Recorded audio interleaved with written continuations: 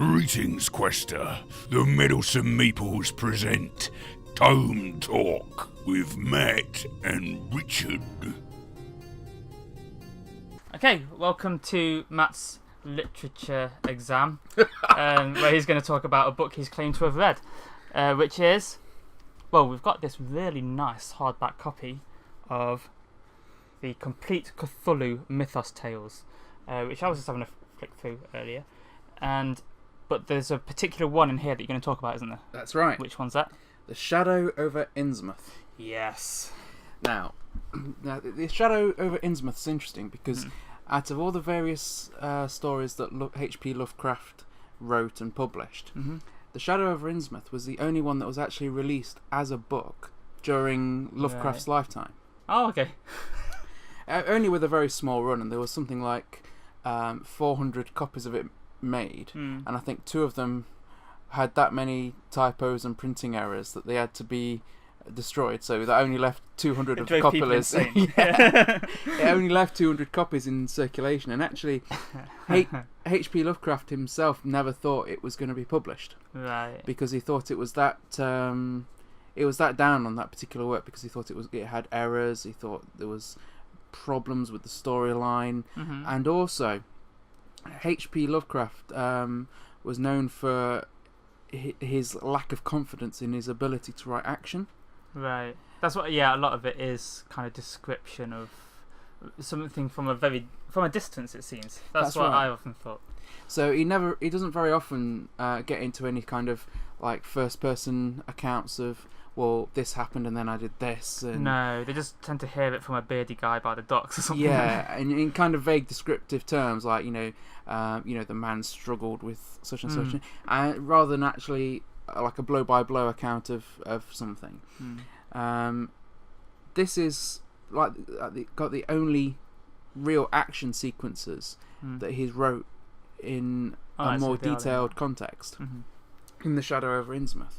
One of the other things that's quite unusual about the book, it doesn't actually mention the name of the narrator, because if you're familiar with Lovecraft's work, a lot of it is done through like letters and memoirs and through narration. Yeah, and it's a narration. A narrator will go through the story and describe himself talking with other characters and interacting with various creatures and surroundings, and it's the same in this. It's the first person narrator, and it's kind of recounting events, almost like he's writing into a journal, right?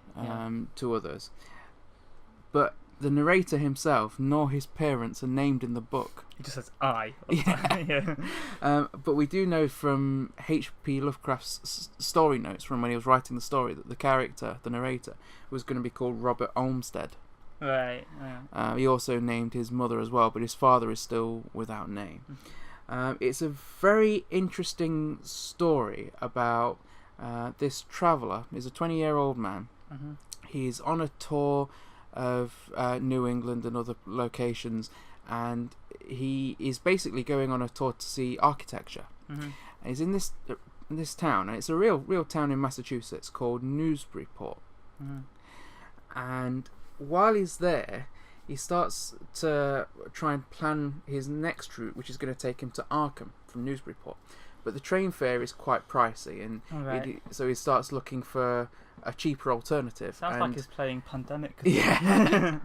And one of the ticket sellers actually says to him, well, there's actually a bus that runs from Newburyport to Arkham via the town of Innsmouth.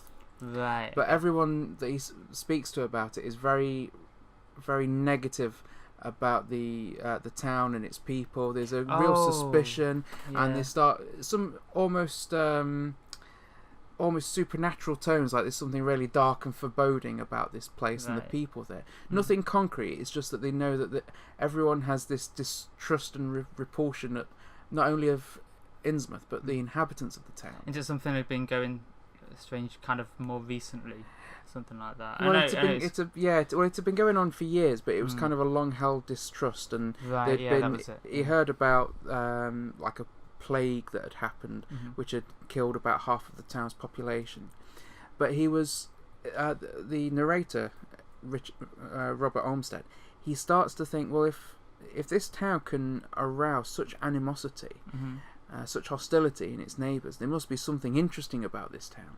So he does some research in the town before he decides to go there the next morning, and that research really sets off the tone for the rest of the story, because with some of the things he finds out about it, and about like the jewellery, for example, some of the strange pieces that they've got, he then goes, and then when he starts to see these things in Innsmouth, they all start to connect with some of the local stories he's hearing from different individuals there. So it's like a story within a story, because you get to hear everybody's account of what happened years ago. Yeah, so there's a couple of characters he meets in Innsmouth who gives him some details about the town.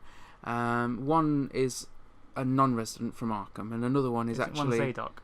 One Zadok. One is Zadok Allen, who we know from one of our Lovecraft-inspired games, Mansions of Madness 2nd Edition. You often have meet to him in keep... Innsmouth. Yeah, and he keeps appearing in different places drunk, doesn't he? And you keep having to try and get him to tell more of the story. So he has this encounter with Zadok, and he gets told things which he, quite frankly, just thinks is the ramblings of an old man. Yeah. But then, as night falls, he finds himself still in Arkham, and I don't want to say much more than that, because there's an incredible story there, very, very tense. You find out what's been happening. You find out what's been happening in Innsmouth through these stories of Zadok, and then through the narrator's own experiences. Yeah. Which you knew from the first verses of the book.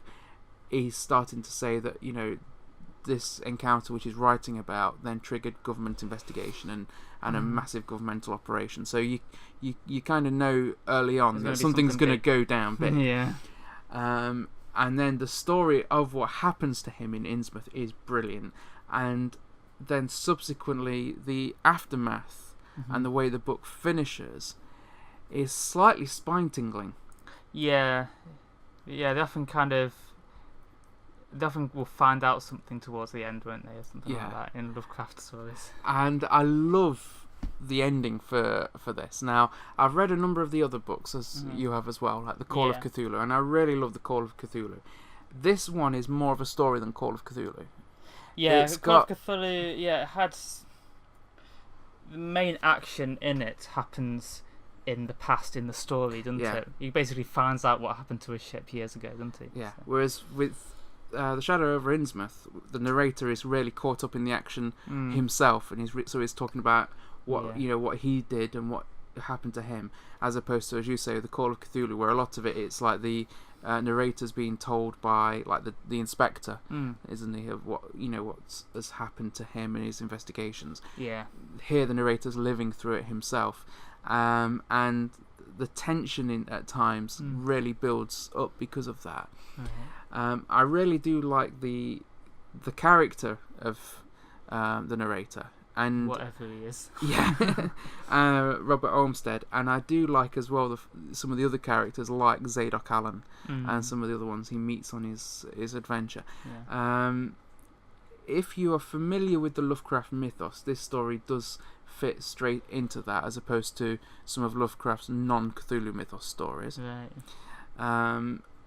It's a novella. It's not a full-length novel. It's something like 50 pages in it. Yeah. But it manages to tell quite a lot of information and quite a lot of story and action in those in that short story.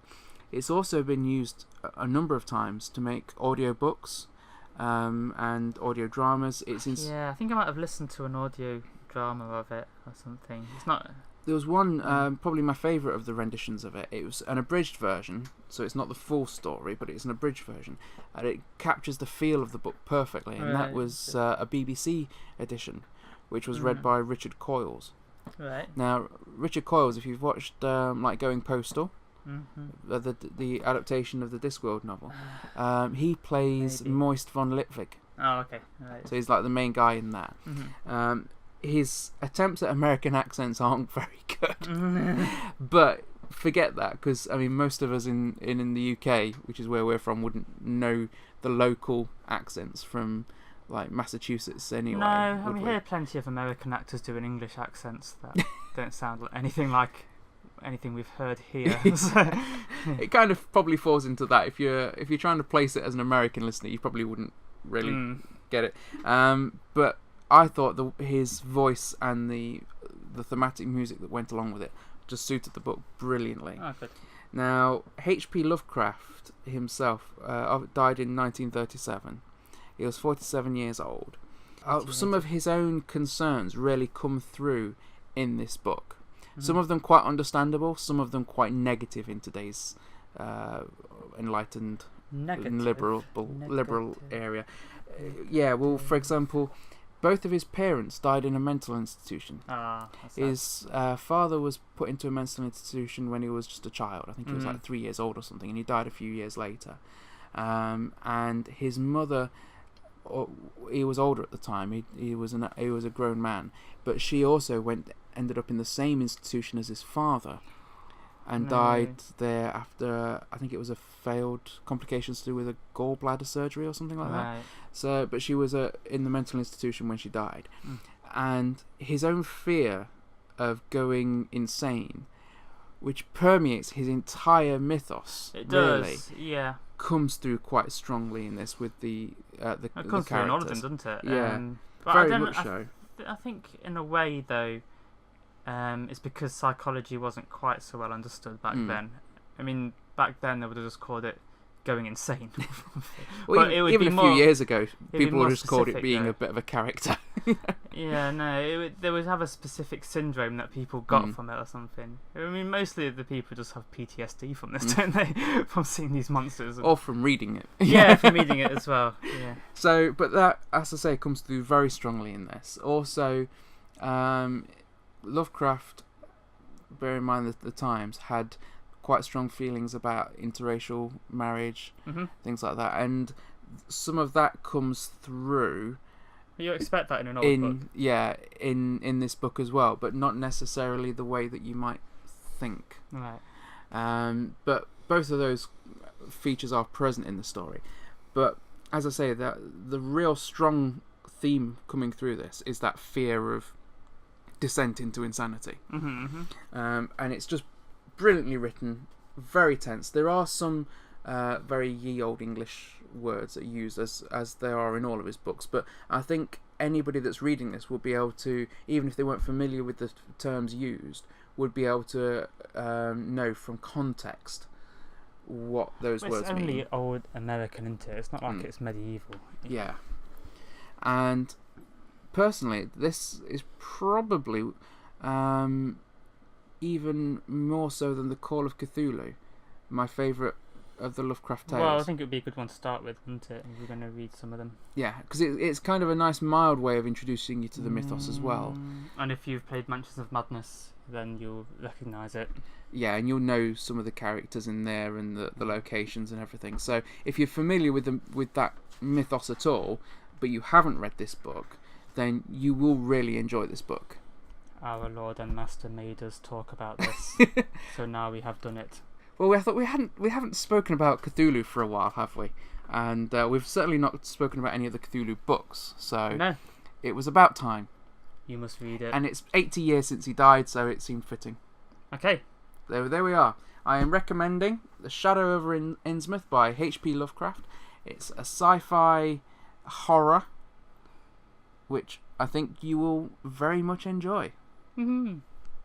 Farewell, Quester. To find out about other productions by the Meddlesome Meeples, then check out our channel or rendezvous with us at meddlesomemeeples.com. Until next time, Quester, farewell and keep thine axe sharp.